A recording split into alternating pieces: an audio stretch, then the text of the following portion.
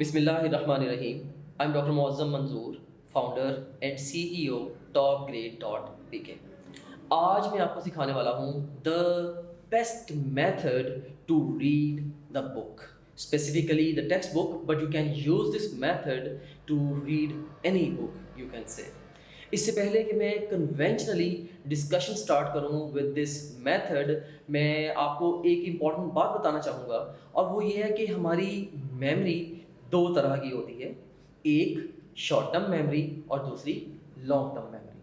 Short term memory limited होती है और स्ट्रेस में हमारा साथ छोड़ जाती है, जबकि लॉन्ग टर्म मेमोरी अनलिमिटेड होती है और स्ट्रेस में हमारा साथ नहीं छोड़ते। अब क्वेश्चन ये है कि हम क्या ऐसा कर सकते हैं कि हम मैक्सिमम चीज़ें अपनी लॉन्ग टर्म मेमोरी में स्टोर करें, या आप इस तरह से भी इसको सोच सकते हैं कि शॉर्ट टर्म मेमोरी को लॉन्ग टर्म मेमोरी में कन्वर्ट करने का साइंटिफिक मेथड क्या है। इस वीडियो के एंड पे आप वो भी जानेंगे। और अब मैं कुछ कोट्स आपके साथ शेयर करना चाहूँगा जो कि बुक रीडिंग को लेके हैं। So first of all you can seen here, no two persons ever read the same book. कभी भी कोई से भी दो लोग वो सेम बुक नहीं पढ़ते। क्यों? क्योंकि दोनों का बैकग्राउंड नॉलेज बहुत ज़्यादा फ़र्क होता है, और उस वजह से of course no two persons, even आप खुद भी कोई भी बुक जो है वो सेम एंगल से दो दफ़ा नहीं पढ़ सकते। लाइक से जस्ट इमेजिन आपने अपनी बुक का से चैप्टर नंबर 1 फर्स्ट टाइम पढ़ा था, और जब आपने उसको सेकंड और थर्ड टाइम पढ़ा तो हर दफ़ा आपकी उससे नई अंडरस्टैंडिंग डेवलप होती है, right. So no two persons ever they read the same book. And उसके बाद फिर एक और बड़ा मज़े का कोट है, और मैं इसको वैसे प्रैक्टिकली इम्प्लीमेंट भी करता हूँ। You seen here, if we encounter a man of rare intellect, एक ऐसा बंदा जिसका इंटेलेक्ट रेयर है, जो आम लोगों में नहीं मिलता, we should ask him what books he reads. हमें उसके पास जाके पूछना चाहिए, भाई किताबें कौन सी पढ़ते हैं, राइट। सो बल्कि मैंने ऐसा किया भी है, जब भी मुझे कोई रेयर या एक्स्ट्राऑर्डिनरी इंटेलेक्ट का कोई शख्स मिला, मैंने हमेशा उससे क्वेश्चन किया कि आपकी फेवरेट बुक्स कौन सी हैं, आप किन किताबों को पढ़ते हो, और मुझे उससे बहुत ज़्यादा फ़ायदा हुआ। सो ये एक अहम पॉइंट था बताने के लिए।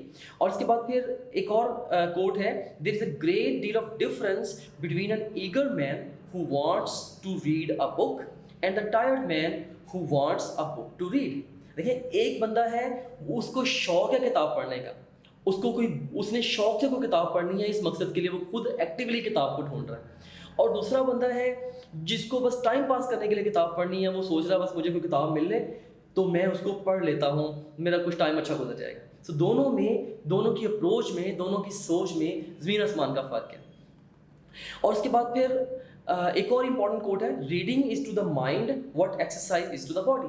जैसे हमारी बॉडी की फिटनेस के लिए एक्सरसाइज इंपॉर्टेंट होती है, इसी तरीके से हमारे ब्रेन की फिटनेस के लिए रीडिंग का बड़ा पिवटल रोल होता है, बहुत ही अहम तरीन रोल होता है।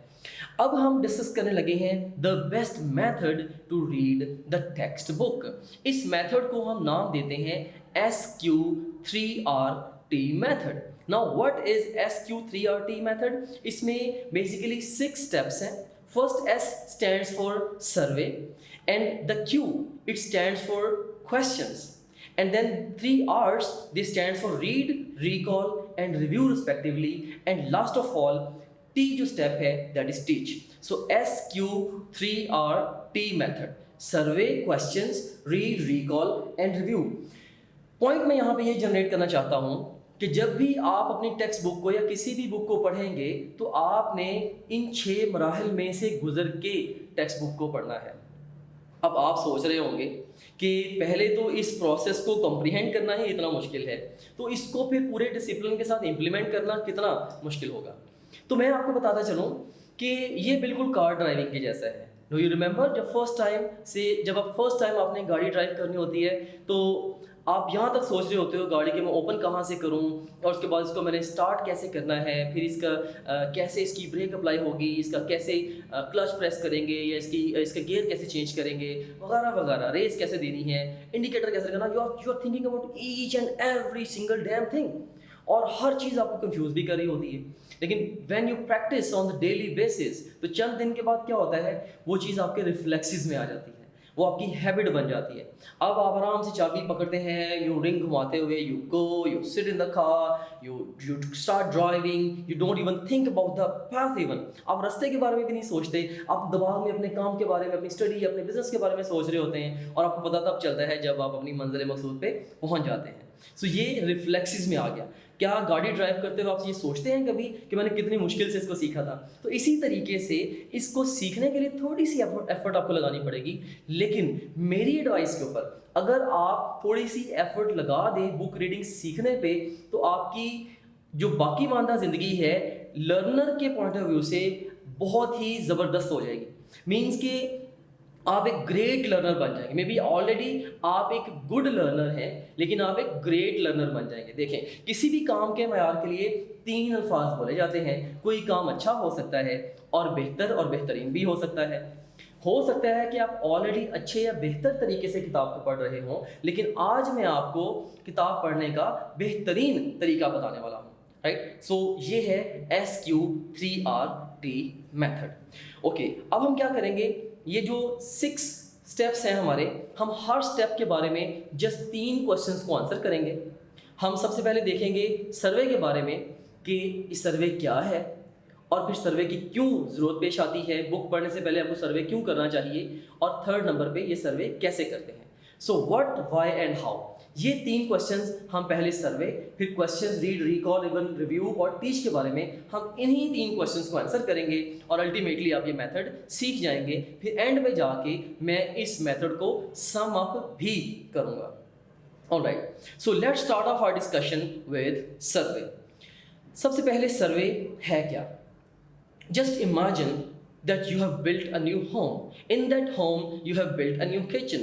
In that kitchen, you have got so many things, like you have got the spoons and forks and knives, and you have got so many utensils, and they are all lying in the form of a pile. Now, you need to pull out the spoon. Like you will have to pull out the spoon with a difficulty from that pile. या आपको छुरी चाहिए, या आपको कोई भी चीज़ चाहिए, उस ढेर में से आपको निकालने में मुश्किल होगी। Now, what's the solution to this problem? The simple answer to this question is make shelves in your kitchen, arrange every single damn thing over there, and in the same way, survey kitchen shelves के जैसा है, right? Survey basically वो framework है जिसके अंदर आप अपनी information को organize करेंगे।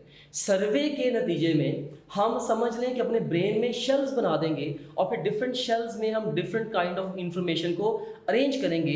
And if you will do something like that on the day of exam, you will be able to pull out the spoon, you will be able to pull out the knowledge from your brain with the same ease as you can pull out the spoon or fork or knife from the kitchen which you have arranged with your own hands.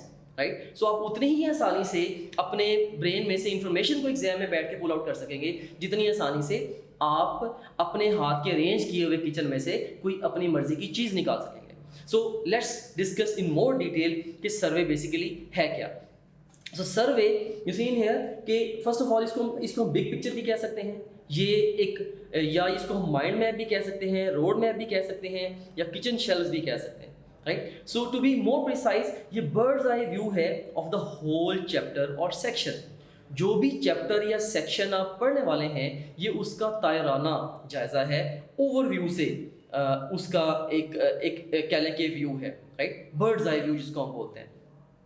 Like कई दफ़ा ना view होता ही दूर से है। For example, अगर आपने एक पहाड़ को स्टडी करना है तो उसका जो मे बी बहुत क्लोज उसके आप चले जाएंगे तो आप उसके ट्रू व्यू को कंप्रीहेंड ही नहीं कर पाएंगे। तो इसी तरीके से कई दफ़ा हम क्या करते हैं, हम बुक से जूम आउट करके हम दूर से ओवरऑल चैप्टर का जायजा लेते हैं। अच्छा, इसके अंदर क्या क्या चीज़ें ओवरऑल इंक्लूडेड हैं, ताकि आपका ब्रेन जो है, जो कि स्कैटर्ड था पहले, वो उस चीज़ के ऊपर ओवरव्यू से एक दफ़ा फोकस करना शुरू कर दे। बाद में हम फाइनल डिटेल्स में भी जाएंगे, लेकिन एक दफ़ा हम ग्रॉस डिटेल्स पकड़ते हैं। और उसके बाद फिर next we have got why. अब क्वेश्चन ये पैदा होता है कि सर्वे करने की ज़रूरत क्यों पेश आई, and the answer to this question is organisation of the information in the brain. अगर आप सर्वे नहीं करेंगे, बर्ड्स आई व्यू नहीं लेंगे, तो आप बस एक लाइन पढ़ी, 2 लाइन पढ़ी, या जैसे भी पढ़ते चले जाएंगे और माइंड में क्या करेंगे, ढेर लगाएंगे इन्फॉर्मेशन का और पाइल बनेगा। फिर अगेन आपको एग्जाम वाले दिन इन्फॉर्मेशन पुल आउट करने में प्रॉब्लम आएगा। लेकिन अगर आप सर्वे की मदद से माइंड में शेल्व्स बना लेते हैं, माइंड में सेक्शंस बना लेते हैं, आप कदरे बेहतर अंदाज से इंफॉर्मेशन को अपने ब्रेन में ऑर्गेनाइज कर पाएंगे। अब हम ये देखते हैं कि सर्वे करते कैसे हैं। So how to do the survey. इसमें सबसे पहले नंबर पे आपने क्या करना है, आपने उस चैप्टर या सेक्शन का टाइटल पढ़ना है। नंबर 2 पे आपने उसके इंट्रोडक्शन को तफसील से पढ़ना है। जैसे हर चैप्टर के स्टार्ट में बताया होता है कि इस चैप्टर में हम इन बातों के बारे में पढ़ेंगे, उस इंट्रोडक्शन को पढ़ना है। उसके बाद नंबर 3 पे आपने सारी की सारी हेडिंग्स को पढ़ना है। उस चैप्टर में या सेक्शन में जितनी भी हेडिंग्स दी गई हैं उन्हें आप पढ़ें, और इवन अगर सब हेडिंग्स हैं आप उन सब हेडिंग्स को भी पढ़ें। इसके अलावा अगर उस चैप्टर में या सेक्शन में डिफरेंट पिक्टोरियल्स दिए गए हैं, डिफरेंट तस्वीरें बनी हुई हैं, तो या ग्राफ्स हैं या कंप्यूटराइज फोटोग्राफ्स हैं या डायग्राम्स हैं, व्हाट्सएवर, आप उनको भी तसल्ली से एग्जामिन करें, यार इसके अंदर क्या एक्सप्लेन करने की किसने कोशिश की हुई है। क्योंकि कई दफ़ा ऐसा होता है कि वो टेक्स्ट के अंदर बड़ी लंबी डिटेल बता देते हैं और उसके बाद जाके एंड में जाके एक सिंपल सी डायग्राम होती है जिससे वो सब कुछ आपको एकदम समझ में आ जाता है। तो अगर आप पहले से बर्ड्स आई व्यू ले चुके होंगे, वो डायग्राम किसी न किसी हद तक आपके माइंड में होगी। अगर उससे रेलेवेंट टेक्स्ट आता है आप ऑटोमेटिकली कोरिलेट करना शुरू कर देंगे। और इसी तरीके से हर चैप्टर के एंड में समरी दी होती है जिसके अंदर ऑथर ने बताया होता है कि इस चैप्टर में हमने ये सीखा है। तो आई वुड सजेस्ट कि आप वो समरी भी ज़रूर पढ़ें। आप समरी भी पढ़ लेंगे, इससे क्या होगा आपका कि ओवरऑल आपको जो सिखाना चाह रहा है वो आपके माइंड में एकदम से आ जाएगा, अच्छा यार ये चीज़ें ये कवर करना चाह रहा है। सो इस तरीके से आप करेंगे survey. And now let's move on to the second step of this SQ3RT method. अब इस सेकंड स्टेप क्या है, दैट इज क्वेश्चंस। मतलब जब आपने सर्वे कर लिया, अब आपने जिस भी एरिया को पढ़ना है उस एरिया से रिलेटेड क्वेश्चंस आपके दिमाग में होने चाहिए। अब क्वेश्चंस को डिफाइन करते हैं कि क्वेश्चंस हैं क्या। बेसिकली आई वुड से जो बेस्ट डेफिनेशन मुझे क्वेश्चंस की मिली है, that is questions are half the knowledge and या ये हुक्स हैं टू ग्रैब द नॉलेज। जब आपके दिमाग में सवाल आ जाता है ना, तो ऑटोमेटिकली आपका दिमाग कोशिश करता है उसके जवाब को फाइंड करने के लिए। तो एक ऐसा स्टूडेंट जिसके माइंड में क्वेश्चंस हैं बुक पढ़ने से पहले, ऐसे स्टूडेंट की निस्बत कदरे ज़्यादा बेहतर पढ़ेगा जिसके माइंड में बुक रीडिंग से पहले क्वेश्चंस नहीं है। सो ये बड़ा इंपॉर्टेंट है। So questions they are half the knowledge और they are hooks to grab the knowledge. और उसके बाद फिर हम ये देखते हैं कि क्वेश्चंस की हमें ज़रूरत क्यों पेश आती है। Basically the questions they give us purpose of reading. जब हमने बुक को पढ़ना होता है तो हमने किस मकसद के तहत पढ़ना है, क्या सोच के उसको पढ़ना है। ऑफ कोर्स क्वेश्चंस हमें वो मकसद या वो पर्पस हमें दे देते हैं, right. So questions they give us purpose of reading. I would say reading without questions is passive reading. Passively आप बस पढ़ी जा रहे हैं, आपके ब्रेन को पता ही नहीं है कि मैं इसमें से क्या निकालने की कोशिश कर रहा हूँ। And reading with questions in the brain is active reading. आप एक्टिवली आपका ब्रेन देख रहा होगा, आपके ब्रेन में काफ़ी सारे क्वेश्चंस हैं and when you are going through the book आपका ब्रेन खुद ब खुद देख रहा होगा, हाँ यार ये क्या इसका आंसर क्या था। तो आपके माइंड में जितने क्वेश्चंस और जितनी कन्फ्यूजन ज़्यादा होंगी टेक्स्ट बुक को पढ़ने से पहले, उतना ज़्यादा आपका ब्रेन एक्टिवली चीज़ों को लर्न करेगा। सो ये बड़ा ही इंपॉर्टेंट है क्वेश्चंस को अपने माइंड में रखना before giving a proper read to the book. अब यहाँ पे एक अहम तरीन बात ये है कि क्वेश्चंस आएंगे कैसे। लाइक आपने तो अभी एग्जाम दिया ही नहीं है और आप शायद फर्स्ट टाइम रीड देने लगे हैं बुक को, तो आपको कैसे पता चलेगा कि यहाँ से एग्जाम में क्वेश्चंस कैसे आने हैं। तो इसके हवाले से मैं आपको कुछ गाइडलाइंस दे देता हूँ। ये गाइडलाइंस आपको हेल्प करेंगी बुक को फर्स्ट टाइम रीड किए बगैर वहाँ से क्वेश्चंस को एंटिसिपेट करने के पॉइंट ऑफ व्यू से। तो इसमें फर्स्ट ऑफ ऑल आप खुद के क्वेश्चंस बना सकते हैं। फॉर एग्जाम्पल, जब भी मैंने कोई भी नई चीज़ सीखनी होती है, 3 क्वेश्चन तो मेरे माइंड में होते ही हैं, what, why and how. For example, अभी देखिए हम SQ3RT मेथड पढ़ रहे हैं, तो मैंने आपसे देखिए 3 क्वेश्चंस के ऊपर हम ऑल द वे बात कर रहे हैं कि जी जो भी स्टेप हम डिस्कस कर रहे हैं क्या है, क्यों है, कैसे है। बाकी ठीक है, अगर रेलेवेंट हो तो विच, वाई, हु, व्हेन, वेयर और भी क्वेश्चंस आप अपनी तरफ से भी ऐड कर सकते हैं उस चीज़ के अंदर अपनी कॉमन सेंस को यूज़ करके। इसके अलावा कई दफ़ा जब क्लास में टीचर ने पढ़ाया होता है या टीचर जब पढ़ा रहा होता है, वो अच्छे टीचर्स या रादर दी बेस्ट टीचर्स जो होते हैं वो मेक श्योर करते हैं कि वो क्लास में बता दें कि यहाँ से एग्ज़ाम में सवाल इस तरीके से आना है। बल्कि ये मैं आपको बड़ी एक प्रो टिप दे देता हूँ कि क्योंकि टीचर की एक्सपीरियंस बहुत ज़्यादा है, वो मल्टीपल ईयर से पढ़ा रहा है। आप हर लेक्चर के एंड पे टीचर से आप क्वेश्चन कर दें, सर प्लीज़ ये तो बता दें कि यहाँ से एग्जाम में सवाल कैसे आएगा। सो ऑटोमेटिकली टीचर की हैबिट बन जाएगी उल्टा आपको एग्जाम ओरिएंटेड तैयारी करवाने की, राइट। और आपको बड़ी आसानी से क्वेश्चंस मिल जाया करेंगे उस particular area of your text book के। इसके अलावा फिर आपसे जब क्लास टेस्ट लिया जाता है तो अगर क्लास टेस्ट हो गया उसमें जो भी क्वेश्चंस आए इवन आप उसको साथ रखें नेक्स्ट टाइम बुक को रिवाइज करते वक्त। और इसके अलावा पास पेपर्स अगर आपके पास हैं तो जैसे कि topgrade.pk ऐप के अंदर आपको पास क्वेश्चंस मिल जाते हैं, इवन हर टॉपिक के पास क्वेश्चंस अलग से मिल जाते हैं। तो अगर पास क्वेश्चंस का रिसोर्स आपके पास है, आप बुक को पढ़ने से पहले क्वेश्चंस को रीड दे लें। मैं ये नहीं समझता कि क्वेश्चंस को पढ़ेंगे तो आपको सारे के सारे आते होंगे। मैं कहता हूँ आपको भले 20% आते हैं, बट स्टिल अभी हम क्वेश्चंस को यूज कर रहे हैं as a tool to activate our brain, as a tool to give clear cut objective and purpose to our brain for reading the book. कि किताब पढ़ने के लिए हम ब्रेन को कमांड दे रहे हैं, भाई ये चीजें से अंदर से सीख लेना, राइट। कहते हैं ना अपने दिमाग से काम लेना, ये भी बड़े दिमाग का काम होता है। तो मैं आपको ये ट्रेन कर रहा हूँ कि अपने ब्रेन से बेस्ट काम कैसे लेना है। इसके अलावा जो मॉडल क्वेश्चंस हैं आप वो भी यूज कर सकते हैं एंड सो ऑन। और किसी भी और तरीके से अगर आपको कोई क्वेश्चंस मिलते हैं आप उन क्वेश्चंस को ज़रूर ऑन बोर्ड लेके आएँ। और बस अहम बात ये है, अहम तरीन बात ये है कि जब आप टेक्स्ट बुक को पढ़ रहे हों तो आपने क्वेश्चंस को अपने ब्रेन में रखना है, राइट। सो पढ़ते हुए क्वेश्चंस आपके दिमाग में लाजमी तौर पे होने चाहिए। वो कहते हैं ना कि if you want to learn how to find something you must first learn how to hide something. If you want to learn how to answer a question you must first learn how to write a question. The point I want to generate is whenever you are studying your textbook for the preparation of your exam, always keep in mind certain words like what, when, where, which, why, how, who. Think like scientists, think like teachers, think like paper setters, think like examiners. या simply अगर मैं आपको बताऊं तो मैं आपको ये बताना चाह रहा हूं, जब भी आपने अपनी टेक्स्ट बुक को अपने एग्जाम की तैयारी के लिए पढ़ना है, आपने एक ऐसा हाइपोथेटिकल चश्मा लगा के किताब को पढ़ना है कि आपको किताब में ब्लंट टेक्स्ट नजर ना आए बल्कि क्वेश्चंस नजर आए। And then you read your textbook in quest of finding the answers to those questions.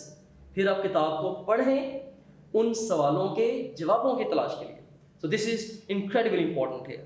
So इसके साथ ही हमारा जो second step है SQ3RT method का वो ख़त्म होता है and it takes us to the third step, that is reading. Now first of all let's see what is reading. अब reading है क्या? And simply अगर मैं reading को define करूँ, reading का मतलब है पढ़ना। ये कहने में जितना आसान है करने में उतना ही मुश्किल काम होता है, राइट। और अब अगर मैं से 10 स्टूडेंट्स हैं उन्हें मैं एक ही कंटेंट रीड करने के लिए दूंगा, हर स्टूडेंट का उसको रीड करने का जो अंदाज है उसमें फ़र्क है, राइट। तो दुनिया के जो बेस्ट स्टूडेंट्स हैं वो कैसे बुक रीडिंग करते हैं, राइट। सो ये अगर आपको ये पता है तो ऑफ कोर्स आप भी उनको कॉपी कर सकते हैं। सो मैं आपको बताता चलूँ कि रीडिंग जब आपने रीडिंग करते हुए आपका ऑब्जेक्टिव है क्या बेसिकली, खास तौर पे जब आप फर्स्ट रीड दे रहे हो ना बुक को, उस वक्त आपका ऑब्जेक्टिव है क्या? आपका ऑब्जेक्टिव ये है, number 1 understanding of the information. जो बच्चे पहली दफ़ा किताब को पढ़ते ही याद करने की कोशिश करते हैं ना, दैट्स रियली रियली सिली। सबसे पहले नंबर पे बस आपने एक चीज़ पे फोकस करना है और वो ये है कि आपने जो किताब में दिया हुआ है, जो भी वर्ड्स हैं, जो टर्मिनोलॉजी है, जो कॉन्सेप्ट्स हैं, बस आपको वो समझ में आ जाए। आप ये सोचें भी ना कि मैंने इनको याद रखना है, उनको रिटेन करने का ना सोचें, क्योंकि अगर आप एक ही टाइम पे अंडरस्टैंड भी करने की कोशिश करेंगे और रिटेन करने की कोशिश भी करेंगे तो डेफिनेटली आपका ब्रेन उस तरह से काम नहीं कर पाएगा। और रिटेन करने के चक्कर में जगह जगह स्पीड ब्रेकर्स भी आएंगे। आप पढ़ते जा रहे हैं, अंडरस्टैंड करते जा रहे हैं, एक जगह पे एक टेबल आ गया, मेमोराइज करना है, अब आपने अंडरस्टैंडिंग को छोड़ के मेमोराइजेशन पे शिफ्ट हो जाएंगे, फिर दोबारा अपने ब्रेन का मोड चेंज करेंगे तो it would act like a speed breaker. So ये अहम तरीन बात ये है कि आप ओवरऑल सबसे पहले रीड में आप क्या करेंगे, आप understanding of the information develop करेंगे कि यार किताब में जो लिखा है मुझे समझ आ जाए, मतलब जहाँ से मैं देखूँ मुझे पता हो यार ये लिखा हो, understanding of the information. And second जो ऑब्जेक्टिव, मेजर ऑब्जेक्टिव आपके ब्रेन में होना चाहिए रीडिंग को लेके, वो क्या है कि आपने फास्ट रिवीजन के लिए मेथड डेवलप करना है पहली रीड के दौरान।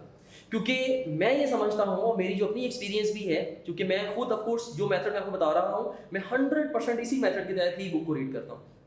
तो फर्स्ट टाइम जब आप रीड कर रहे होते हैं ना टेक्स्ट बुक को या किसी भी बुक को, तो उस वक्त आपका ब्रेन बेस्ट पोजीशन में होता है ये डिटरमिन करने के लिए कि यार बाद में इसकी रिवीजन करनी कैसे है, राइट। तो आपने फर्स्ट टाइम 2 ऑब्जेक्टिव्स के साथ बुक को रीड करना है।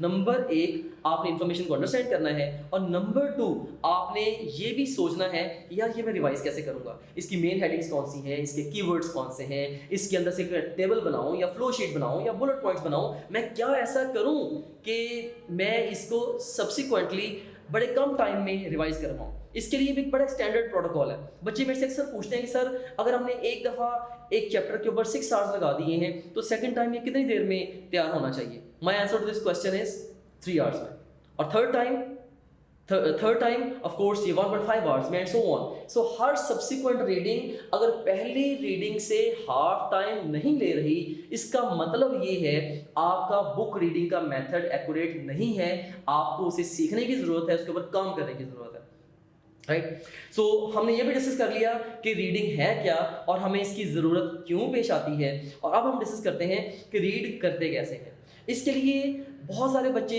इन्फॉर्मेशन को अंडरलाइन कर लेते हैं या ओवरलाइन करते हैं या हाईलाइट कर लेते हैं, राइट। तो इसमें होता ही है कि बच्चे पूरी लाइंस को जो पढ़ते जाते हैं बस हाईलाइट करते चले जाते हैं या अंडरलाइन ओवरलाइन करते चले जाते हैं, और किताब को रंग बिरंगा सा वो कर देते हैं काफ़ी सारा, और लाइक एक दफ़ा एक लाइन पूरी पढ़ी वो पूरी साथ साथ ही हाईलाइट कर दी, थोड़ा बहुत जो रह गया वो नेक्स्ट टाइम आएंगे और नेक्स्ट टाइम क्या करेंगे, उस जो रह गया उसको भी हाईलाइट कर देंगे।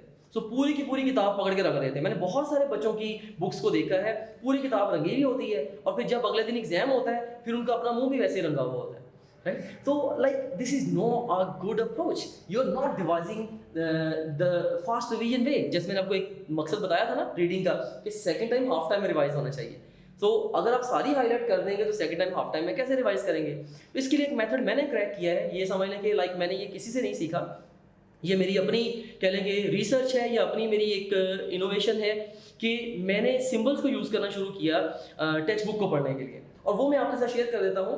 आप अपने सिंबल्स इसी तरह से बना सकते हैं अपने ब्रेन के अकॉर्डिंगली, लेकिन मैंने जो सिंबल्स बनाए हैं वो मैं आपके सामने रख देता हूँ। अच्छा, ये सिंबल्स मैंने क्या सोच के बनाए हैं? सिंबल्स लाइक मैंने ये डिटरमिन किया कि यार बुक के अंदर जो इन्फॉर्मेशन है वो डिफरेंट उसके सेट्स हैं, लाइक इन्फॉर्मेशन की डिफरेंट टाइप्स हैं। फॉर एग्जाम्पल मैंने ये देखा कि यार मैं पूरा एक पैराग्राफ पढ़ता हूँ, उस पूरे पैराग्राफ की जो जान है बस 2-3 लफ्जों के अंदर होती है, बाकी तो सारी स्टोरी होती है उसके साथ जुड़ी हुई। तो आप जस्ट इमेजिन करें ना, आप एग्जाम रूम में बैठे हों और आपको कोई क्वेश्चन आ जाए और उस वक्त आप चीटिंग करना चाह रहे हैं, आप अपने फ्रेंड से पूछते हैं और फ्रेंड आपको 1 या 2 लफ्ज़ बताता है और आपको सारे के सारा रिकॉल है, हाँ ये ऐसे लिखना है, तो वो जो 1-2 वर्ड्स हैं समझ लो वो की वर्ड्स हैं, राइट। तो इसी तरीके से जब आप पैराग्राफ कोई भी पढ़ते हैं तो उसके अंदर कीवर्ड्स होते हैं जिसकी मदद से एकदम से सारा पैराग्राफ रिकॉल हो सकता होता है, या सारी की सारी इन्फॉर्मेशन रिकॉल हो सकती होती है। सो एक तो सेट ऑफ इन्फॉर्मेशन है कीवर्ड्स का।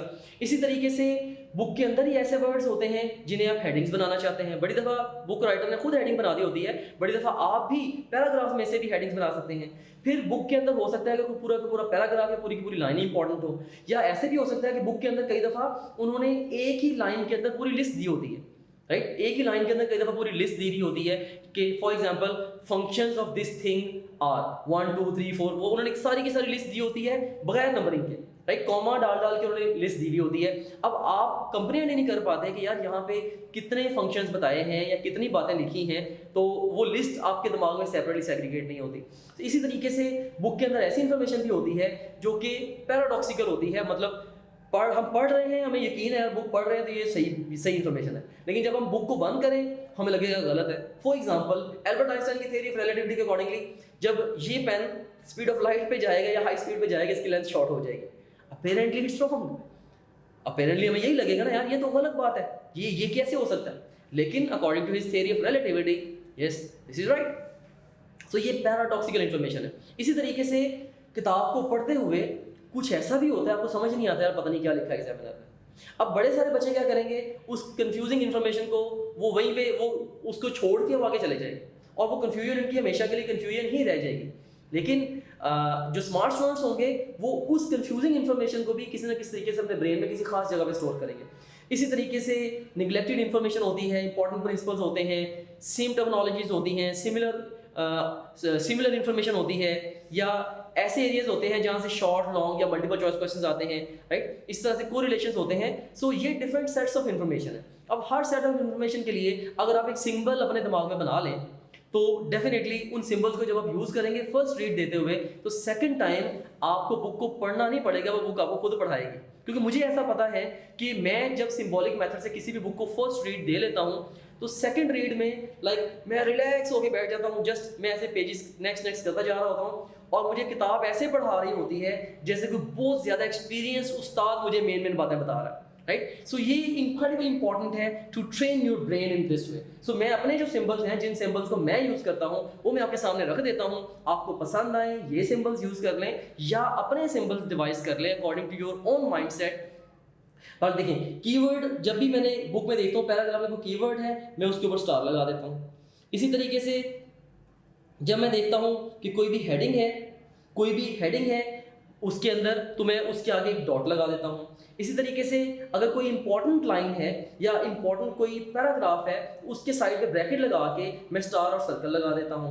इसी तरीके से अगर बुक में कोई लिस्ट दी गई है मैं वहाँ पे बुक के ऊपर ही नंबरिंग कर देता हूँ 1 2 3 4 5। For example smooth endoplasmic reticulum के फंक्शंस लिखे हुए हैं बायोलॉजी की बुक के अंदर, एक लाइन में लिखे हुए हैं, मैं लिख दूंगा उसके ऊपर ही वहीं पे लिख दूंगा 1 2 3 4 5 6, तो मुझे क्लियरली पता होगा बाद में कि यार 6 फंक्शंस बुक के अंदर लिखे हुए हैं। इसी तरीके से पैराडॉक्सिकल इंफॉर्मेशन के लिए ये ट्रायंगल का सिंबल मैं यूज कर देता हूँ, वो भी आपके सामने है स्क्रीन के ऊपर। इसी तरीके से अगर कंफ्यूजिंग इन्फॉर्मेशन है बुक के ऊपर जहाँ से मर्जी मुझे अगर कुछ चीज़ समझ में नहीं आ रही उसके साइड पे बड़ा सारा मैंने क्वेश्चन मार्क लगा देना, क्या इसकी मुझे समझ नहीं आई, ताकि जब मैं टीचर के पास जाऊँगा मैं आराम से उसको खोलूँगा, सर मुझे इस बात की समझ नहीं आई, मुझे समझा दें। सो पढ़ते हुए इवन अगर आपको ये भी पता चल जाता ना मुझे ये चीज़ नहीं पता चली, ये भी एक ब्लेसिंग है, राइट? ये भी एक ब्लेसिंग है। जस्ट उसको माइंड में सेपरेटली सेग्रीगेट करें, ये चीज़ मुझे समझ नहीं आई, ये मैं बाद में समझ लूँगा। So that's how it works. और इसी तरीके से इन्फॉर्मेशन, कई निगलेक्टेड इन्फॉर्मेशन होती है। फॉर एग्जांपल एक डायग्राम है, उसके नीचे 2 लाइनें हैं, उन 2 लाइनों में से सेकंड लाइन का जो सेकंड लास्ट वर्ड है आप उसको इग्नोर कर दिए, जैसे good chest you will ignore it. लेकिन जब टेस्ट हुआ क्लास का वहाँ से क्वेश्चन बना हुआ था। अब अगर आप उसको अपने दिमाग में सेपरेटली फीड नहीं करेंगे ना, वो दोबारा वहाँ से क्वेश्चन आएगा, दोबारा चांस है गलती होने की। अब आप उसको अंडरलाइन करेंगे और उसके साइड पे से मैं KIM का वर्ड यूज कर लेता हूँ, कीप इन माइंड। इसी तरीके से अगर इंपॉर्टेंट प्रिंसिपल है, फॉर एग्जांपल एक इंपॉर्टेंट प्रिंसिपल है कि वाटर ऑलवेज फॉलोज द सलूट्स, पानी हमेशा सलूट्स के पीछे जाता है, ये एक इंपॉर्टेंट प्रिंसिपल है और जगह जगह अप्लाई होता है, राइट? या ऐसे ही कुछ इंपॉर्टेंट प्रिंसिपल्स होते हैं, whenever this will happen this will also happen, right? So जब भी कभी इंपॉर्टेंट प्रिंसिपल जिसका उस टॉपिक या उस चैप्टर को छोड़ के उसके यूनिवर्सली बहुत सारी एप्लीकेशंस होती हैं, उसको मैं क्या करता हूँ, मैं निकाल के टेक्स्ट बुक की टॉप के ऊपर एक डॉट लगा के बड़ा सारा वहाँ पे लिख देता हूँ, यार ये एक अहम उसूल है, ये मुझे लाजमी तौर पे दिमाग में इसको फिट रखना है और जहाँ जहाँ पे मुझे ज़रूरत पड़ेगी मैं इसको अप्लाई करूँगा। इसी तरीके से कई दफ़ा सेम थिंग होती है, राइट? सेम थिंग से मुराद ये है कि कई दफ़ा क्योंकि डिफरेंट राइटर्स जब बुक्स को लिख रहे होते हैं और कई दफ़ा टर्मिनोलॉजीज में आपस में थोड़ी बहुत वेरिएशन आ जाती है।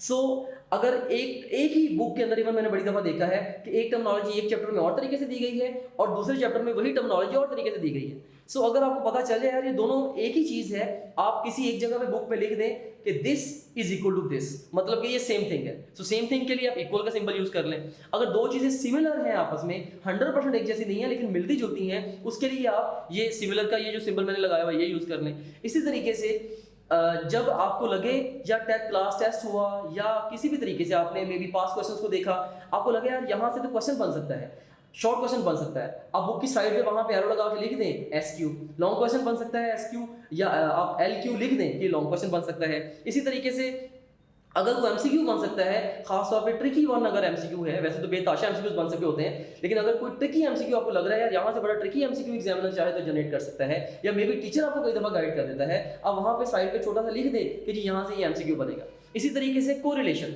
अब कोरिलेशन भी बड़ा इंपॉर्टेंट होता है क्योंकि कोरिलेशन से मुराद ये है कि बुक पढ़ते हुए एक चीज़ को दूसरी के साथ रिलेट करना। अब कोरिलेशंस कई लेवल्स पे होते हैं, for example inter topics in a chapter, inter chapters in a subject and even inter subject correlations, right? So multiple levels पे कोरिलेशंस हो सकते हैं। जब हम एक चीज़ की मदद से दूसरी चीज़ को पढ़ते हैं ना, तो हमारे दिमाग में ज़्यादा अच्छी इंफॉर्मेशन रिटेन होती है, राइट? फॉर एग्जाम्पल एक ही कॉन्सेप्ट है, उसकी एक लेवल तक डिस्क्रिप्शन आपको केमिस्ट्री में मिलेगी, उससे आगे में भी आपको फिजिक्स में मिले, राइट। सो या एक चैप्टर के अंदर एक इन्फॉर्मेशन है, उससे रिलेटेड बाकी इन्फॉर्मेशन किसी और चैप्टर में दी हुई है, जब आप दूसरी तीसरी रिवीजन में जाएंगे आपको तब अंदाजा होता है हाँ यार ये दोनों चीजें आपस में कनेक्टेड है। सो जब भी आपको कोई कोरिलेशन ऐसा मिलता है तो उसके लिए ये सिंबल यूज करके कोरिलेशन का आप बुक में कहना के लिख दे यार ये चीज उसके साथ रिलेटेड है, ताकि आप इसको पढ़ें साथ उसको भी पढ़ लें। इस बहाने से दोनों चीजें एक तो कभी कंफ्यूज नहीं होंगी और दोनों एक दूसरे को कॉम्प्लीमेंट कर देंगी, एक दूसरे को बेहतर तैयार करने के अंदर आपकी हेल्प कर देंगी। सो ये कुछ सिंबल्स हैं जो कि मैं यूज करता हूँ and I personally think this is incredible way to do the subsequent revisions. Like मुझे पता है कि अल्हम्दुलिल्लाह I read books so fast, I know myself, I really read them so much fast and I revise even much more faster. And the main reason behind this is this SQ3RT method. और उस method में से भी जो मेरा best part है I would say that is using this symbols. So I would also advise you to use all them symbols while reading your textbook. It will revolutionize the way you learn. क्योंकि आपने जब भी पढ़ना है ultimately आपने ज़्यादा तो book से ही सीखना है ना, राइट। इवन अगर आप कोई वीडियो भी देखेंगे या कहीं और से भी कंटेंट कंज्यूम करेंगे, at the end of the day आपका न्यूक्लियस तो आपकी बुक ही है ना, तो बुक रीडिंग आपको सीख ही लेनी चाहिए, राइट। और मैंने ये मेथड जो है ये नहीं कि मुझे ओवरनाइट ये मेथड मैंने सीख लिया. फर्स्ट टाइम मैंने इसके बारे में एक आर्टिकल पढ़ा था when I was in MBBS, in final year of MBBS. तब मैं रिसर्च कर रहा था बेहतर अंदाज में कैसे सीखते हैं. तो वहाँ से मैंने इस मेथड को फर्स्ट टाइम मैंने इसके बारे में एक आर्टिकल पढ़ा, मेरा इसमें इंटरेस्ट डेवलप हुआ, मैंने इसके बारे में फिर बहुत सारे आर्टिकल्स पढ़े, फिर मैंने हर एक स्टेप को अलग से मैंने इंप्लीमेंट करना शुरू किया. एंड ओवर ईयर्स मैंने अपनी स्किल को पॉलिश किया. लाइक मैं खुद के ऊपर मैंने बेताश एक्सपेरिमेंटेशन की कि यार ये करूँ तो ये होता है, ये करूँ तो ये होता है. Like through round and round experimentation ultimately अल्हम्दुलिल्लाह आई रीच दिस लेवल. और अब अल्हम्दुलिल्लाह आई know I am really good. I am good at very few things I would say, but book reading yes I am good at. I know what I am good at, right. Book reading ये आपको I would strongly advise you कि आप मेरे वाला method ही use कर लें.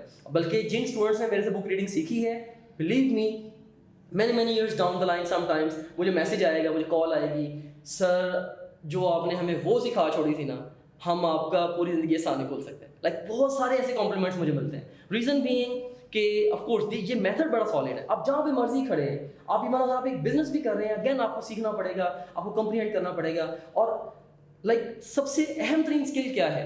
Like सीखने के लिए सबसे अहम तरीन स्किल तो ये है ना कि सीखते हैं कैसे. Learning how to learn is one of the most important skills. And through this art of book reading I am actually telling you that how you can become a great learner. I am talking great learner, not an ordinary learner, not a good learner, a great learner, right? Okay, अब हम चलते हैं अगले मरहले की तरफ and that is recall. अब recall के अंदर बेसिकली 3 स्टेप्स होते हैं. इसमें सबसे पहले इसमें 3 क्वेश्चंस को अगेन हम आंसर कर लेते हैं रिकॉल के अंदर. सबसे पहले नंबर पे हम देखते हैं कि रिकॉल है क्या. What is recall? रिकॉल का मतलब है जहन पर जोर देकर याद करना, राइट. जहन पर जोर देकर याद करना और मीन्स कि अपने ब्रेन को फोकस कराना और याद करना. यहाँ पे वर्ड मैंने याद करने का लिखा है. देखिए रीड करते हुए मैंने कहा था अंडरस्टैंडिंग ऑफ द इंफॉर्मेशन, यहाँ पे याद करने का मैंने कहा है. अब ये क्यों करते हैं रिकॉल? क्योंकि समहाउ हमारी कंट्री का सिस्टम ऐसा है कि हमें एग्जाम में अच्छे स्कोर्स लेने के लिए बहुत सारी इन्फॉर्मेशन को रिटेन करना पड़ता है, याद करना पड़ता है. बहुत सारे सिस्टम्स ऐसे भी हैं जहाँ पे रिटेंशन पे कम फोकस होता है. हमारी कंट्री में समहाउ है and we have to live with this. मैं सिस्टम को भी ब्लेम नहीं करूँगा, just we have to live with this. You just will have to accept this. और सो इसका मकसद क्या होता है रिकॉल का? Creation of memory. Creation of memory, memory को क्रिएट करना. पहले हमने रीडिंग में हमारा मकसद क्या था? Understanding of the information, right. Understanding of the information. और उसके बाद फिर रिकॉल के अंदर क्या है? Creation of memory. देखिए ना, हर चीज़ का मकसद है. सबसे पहले हमने सर्वे किया, मकसद क्या था? Organisation of information. फिर क्वेश्चंस, मकसद क्या था? हमें बुक रीडिंग का पर्पज मिल जाए. फिर रीडिंग, उसका मकसद क्या था? हमें समझ आ जाए, अंडरस्टैंडिंग डेवलप हो जाए. रिकॉल का मकसद क्या है?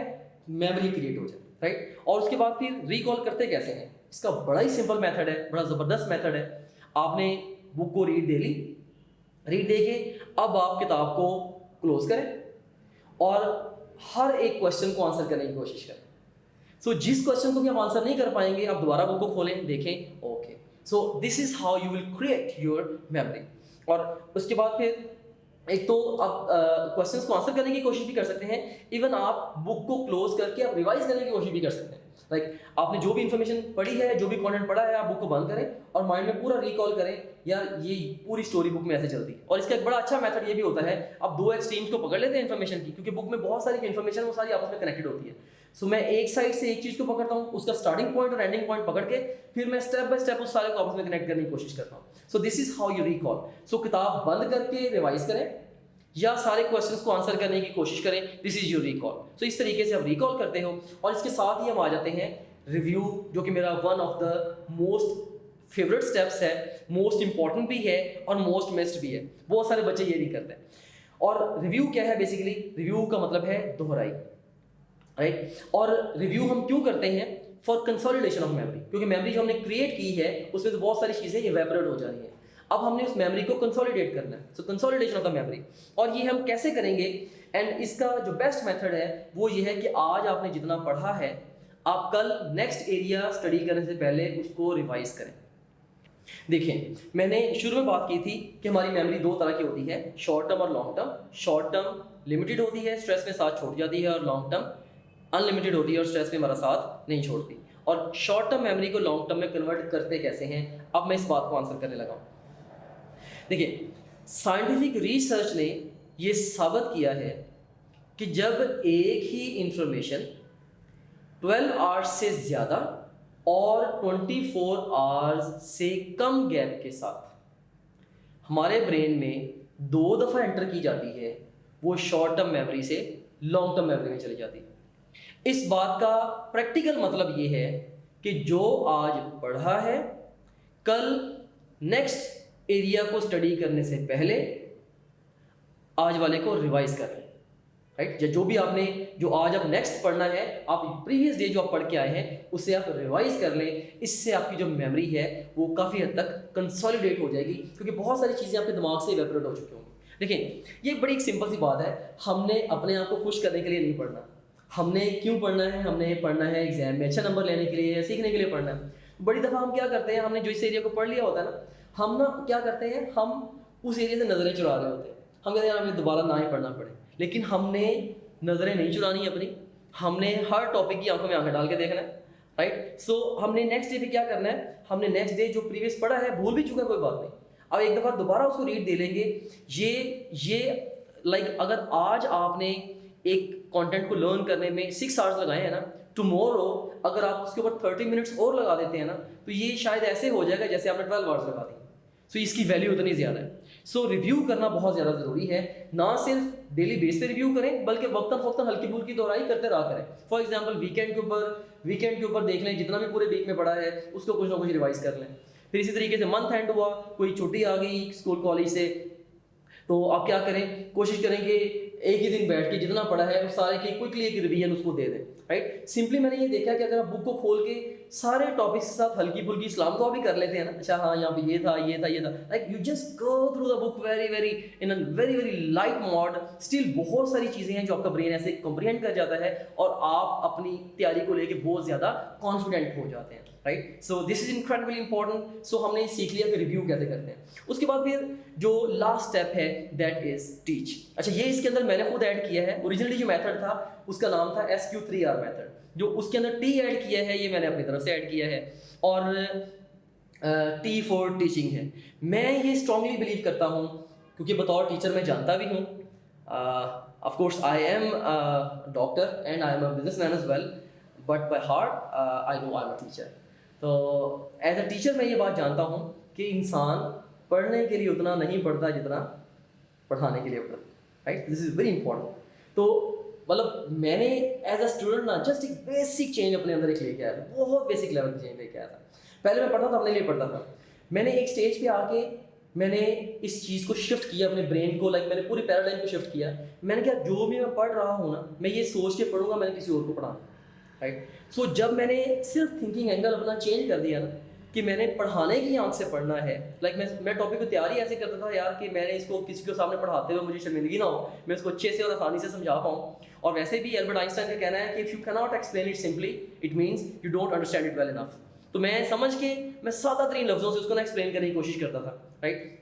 सो पढ़ाने वाली आँख के साथ पढ़ना, ये मैं समझता हूँ कि आपकी बुक रीडिंग को बहुत ज़्यादा नेक्स्ट लेवल ले जाता है, राइट। सो टीच पढ़ाना, अब इसकी ज़रूरत क्यों पेश आती है? डीपर कॉन्सेप्ट्स को बिल्ड करने के लिए। बहुत डीप आपके कॉन्सेप्ट्स, ऑफ कोर्स जब आप पढ़ाने के एंगल से बुक को पढ़ते हैं आपके डीपर कॉन्सेप्ट्स बिल्ड होते हैं। और ये काम आप करें कैसे? इसमें ये काम आप करें कैसे, इसका एक तो ये है कि आप कोई ना कोई अच्छा स्टडी पार्टनर फाइंड कर लें। ये भी हो सकता है कि आप दो लोग मिल जाएं और दोनों से, अगर एक बहुत बड़ा टेस्ट है, 2 चैप्टर्स का टेस्ट है, एक चैप्टर आप तैयार करें, एक वो तैयार करें। आप अपना चैप्टर उसको पढ़ाएं, वो जो चैप्टर उसने तैयार किया है वो आपको पढ़ाएं। तो इससे क्या होगा, दोनों की सिनर्जी डेवलप हो जाएगी, आप बड़ी जल्दी से दोनों के दोनों चैप्टर्स तैयार हो जाएंगे, राइट। और ऑफ कोर्स जो पढ़ाने की वजह से जो आपने पढ़ाया होगा वो आपको बहुत ज़्यादा अच्छे से आता होगा। एक मेथड इसका ये वाला है कि स्टडी पार्टनर फाइंड करें, लेकिन एक से ज़्यादा स्टडी पार्टनर नहीं होना चाहिए। मैंने ये देखा है, जैसे ही एक से स्टूडेंट्स 2 तक तो ओके एक्सेप्टेबल है, जैसे ही 3 से 4 होते हैं फिर वो जो स्टडी ग्रुप है अक्सर वो इफेक्टिवली काम नहीं करता, वो टाइम वेस्टिंग एक्टिविटी स्टार्ट हो जाती है। और फीमेल्स में खासतौर पर प्रॉब्लम बहुत ज़्यादा कॉमन है कि इवन वो 2 भी होती हैं तो आपस में बहुत ज़्यादा इर्द गिर्द की बातें बहुत ज़्यादा करती हैं, right. So still I would advise you to have a good study partner, और जिसके साथ आप प्रॉपरली चीज़ों को स्टडी करें, राइट। उससे पढ़ें भी और उसको पढ़ाएं भी। सो जो भी आप पढ़ें कोशिश करें आप उसको जाके सिखा दें, राइट। या अगर फर्स्ट करें कि आपका स्टडी पार्टनर नहीं भी है, फिर ये टीच वाला स्टेप आपने कैसे करना है? फिर ये टीच वाला स्टेप आप ऐसे कर सकते हैं, आप खुद को पढ़ा दें, सिंपल पेज ओपन करें और खुद को ऊंची आवाज़ से पढ़ाना शुरू कर दें। भाई यहाँ पे ये होता है, यहाँ पे ये होता है, लाइक जैसे ही दरमियान में कोई भी गैप आएगा ना पढ़ाते हुए, आपको क्लियरली पता लग जाए, ओ यार यहाँ पे मुझे समझ नहीं आ रही थी क्या है, right. So that's how you actually incorporate the teaching into your book reading. So this is also incredibly important step. So इस तरह से हमारे ये जो 6 मरहले हैं ये मुकम्मल हो गए, और अब मैं इन सबको मैं सम अप करके देने लगा हूँ। जितनी भी इंफॉर्मेशन मैंने आपको दी है ना अभी तक, उस सारी को मैं यहाँ पे समराइज करने लगा हूँ एक ही टेबल के अंदर। इसमें आप देख सकते हैं कि एक्सट्रीम लेफ्ट कॉलम में स्टेप है, फिर वो स्टेप क्या है, फिर क्यों है और कैसे है। एक्सट्रीम राइट कॉलम में कैसे है ये आ रहा है इसके अंदर। और इसके अंदर अगर आप गौर करें तो अब देखें कि सबसे पहले देखें कि हमने सर्वे, क्वेश्चंस, रीड, रिकॉल, रिव्यू और टीच, ये हमारे सारे स्टेप्स हैं। हर एक के बारे में हमने 3 बातें पढ़ी हैं, क्या, क्यों और कैसे, राइट। सो ये एक ही टेबल के अंदर मैं सम अप कर रहा हूँ। अच्छा, अगर आप गौर करें तो मैंने इवन ये टॉपिक पढ़ाने के लिए भी आपको सेम मेथड मैंने यूज़ किया। मैंने सबसे पहले आपको, अगर आप गौर करें, सबसे पहले मैंने आपको पूरे बुक रीडिंग के मेथड का सर्वे दिया, फिर मैंने उससे रिलेटेड कुछ क्वेश्चंस के ऊपर को लेके आया, राइट। फिर मैंने उसकी आपकी अंडरस्टैंडिंग डेवलप की, फिर मैंने अभी कंसोलिडेट करा, उसको खुद से करेंगे, और उसके बाद फिर देखिए मैं अभी आपको रिवाइज भी करवा रहा हूँ, राइट। रिवाइज करवा रहा हूँ आपको कि इस तरीके से, और ये टीच तो मैं कर ही रहा हूँ ऑफ कोर्स। सो मैंने खुद इवन ये वाला मेथड यही वाला मेथड यूज़ करके ही मैंने आपको ये मेथड सिखाया, right. So this is also an amazing thing. अब देखिए सर्वे जो है ये बिग पिक्चर है, question hooks to grab knowledge है, रीड पढ़ना, रिकॉल ज़हन पे जोर देकर याद करना, रिव्यू दोहराई और टीच पढ़ाना। फिर सर्वे क्यों करते हैं? इन्फॉर्मेशन ऑर्गेनाइज करने के लिए। क्वेश्चंस पर्पस ऑफ रीडिंग देते हैं हमें, रीडिंग से इन्फॉर्मेशन की अंडरस्टैंडिंग डेवलप होती है, रिकॉल से क्रिएशन ऑफ मेमोरी, रिव्यू से consolidation of memory, and teach से बिल्डिंग कॉन्सेप्ट्स। चले, अब व्हाट और वाई को मेरी तरफ से आप माइंड से इग्नोर कर रहे हैं। अब इग्नोर कर सकते हैं। मैंने व्हाट और why, whats and whys of all these 6 steps मैंने आपको इसलिए बताए हैं ताकि थ्योरेटिकली आपके माइंड में बैकग्राउंड नॉलेज हो, यार ये इसलिए हम काम कर रहे हैं, क्योंकि जो भी आप कर रहे होते हैं you should be knowing what I am doing and why I am doing, right. So इसलिए मैंने व्हाट्स एंड वाइज आपको दे दी है। असल में जो प्रैक्टिकल बात ये है ओनली हाउ है कि करना कैसे। बस सिर्फ अगर आप ये जो टेबल के अंदर ये जितनी इन्फॉर्मेशन है ना, ये जिसको मैंने सर्कल कर दिया है, सिर्फ अगर आप इतनी इन्फॉर्मेशन को इतना सा ट्रेसिंग आप बना के अपने सामने कहीं पे लगा लें, और जब भी पढ़ें बस सिर्फ इन स्टेप्स को फॉलो करते हुए पढ़ते चले जाएं, ऑटोमेटिकली समझ लें आपका SQ3RT मेथड इंप्लीमेंट हो गया। नोइंग से ज़्यादा इंप्लीमेंटेशन इंपॉर्टेंट है, और इंप्लीमेंटेशन के लिए देखें ये छोटा सा फॉर्मूला है। अब आपका कॉन्सेप्ट बिल्ड हो गया कि ये हम क्यों कर रहे हैं। अब इतना सा जो नटशेल है इवन ये इसको अप्लाई करवाने के लिए काफ़ी है। इसमें देखें सबसे पहले आपने जो भी चैप्टर पढ़ना है उसका टाइटल पढ़ें, उसका इंट्रोडक्शन पढ़ें, हेडिंग्स पढ़ें, सब हेडिंग्स पढ़ें, पिक्टोरियल्स और समरी देखें।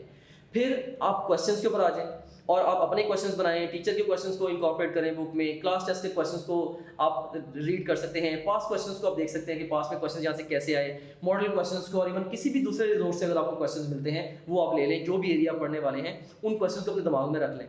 फिर आप सिम्बल्स जो कि मैंने आपको बताई हैं उन्हें यूज़ करते हुए पढ़ें, और पढ़ के फिर आप किताब को बंद करके कोशिश करें इन्फॉर्मेशन को रिवाइज करने की, और जो क्वेश्चंस हैं उन क्वेश्चंस को खुद से आंसर करने की कोशिश करें। उसके बाद आप नेक्स्ट डे अगला सेक्शन पढ़ने से पहले दोबारा पिछला सेक्शन पढ़ लें, और फिर लास्ट पे आप अपने किसी पार्टनर को पढ़ा दें। पार्टनर अवेलेबल नहीं है तो फिर आप खुद को ही पढ़ा दें। सो इस तरह से ये वाला जो मेथड है आपका ये प्रॉपरली इंप्लीमेंट हो जाएगा। बस ये इसके 6 स्टेप्स हैं। अगर आप ये जो रेड सर्कल के अंदर जो इन्फॉर्मेशन मैंने डाल दी है, अगर आप इस सारी इन्फॉर्मेशन को अपने दिमाग में रख सकते हैं और इसको अगर आप इम्प्लीमेंट कर सकते हैं, आपकी लाइफ एज अ स्टूडेंट इंशाल्लाह ट्रांसफॉर्म हो जाएगी। सो मैं एडवाइस करूंगा कि इन सारे स्टेप्स को आप एक पेज पे लिख लें, लिख के अपनी स्टडी प्लेस पे अपने सामने पेश कर लें, और डेली इसको देखें। जब भी पढ़ें फिर देखें मैंने इसमें से क्या मिस किया, फिर round and round keep looking at it, keep learning it, keep implementing. So इसको पढ़ें, अप्लाई करें। पहली दफ़ा एकदम सारा अप्लाई नहीं होगा, may be first time 20% apply होगा, फिर 30%, 40%, आहिस्ता आहिस्ता। जैसे कार ड्राइविंग आहिस्ता आहिस्ता आती है ना, तो ये भी आहिस्ता आहिस्ता आपको आने वाला है, right. It may take 1 or 2 weeks, लेकिन अगर 1-2 हफ्ते के लिए आप फोकस कर जाएं और पूरी ज़िंदगी के लिए किताबों से आपका फोबिया ख़त्म हो जाए, तो इससे अच्छी बात और क्या हो सकती है, राइट। सो ये मेथड आपको कैसा लगा, इसका फीडबैक ज़रूर दीजिएगा। और ये लास्ट में कोट है, ये भी मेरा एक फेवरेट कोट है, और मैं लाइक समहाउ मैं चूँकि खुद भी मैं इंस्पिरेशन में लेता भी बहुत ज़्यादा हूँ, I try to inspire others as well. तो ये एक इंस्पायरिंग कोट है, let us remember 1 book, 1 pen, 1 child and 1 teacher can change the world. They can change the world, right? So 1 book, 1 pen, 1 child and 1 teacher, they have got the potential to change the world. I hope that you have enjoyed the process of learning the art of book reading with me. अब इसको apply करना आपका काम है, मेरा काम था आपको रास्ता दिखाना, उस रास्ते पे चलना आपने खुद है, राइट। और इंशाल्लाह जब आप इसको अप्लाई करेंगे तो just after few days you will clearly feel the difference. ये अब ये कहने कि ये वाला जो मेथड है ये ट्रांसफॉर्मेशनल मेथड है। So thank you very much for the patient listening. अल्लाह हाफिज़। Remember me in your prayers.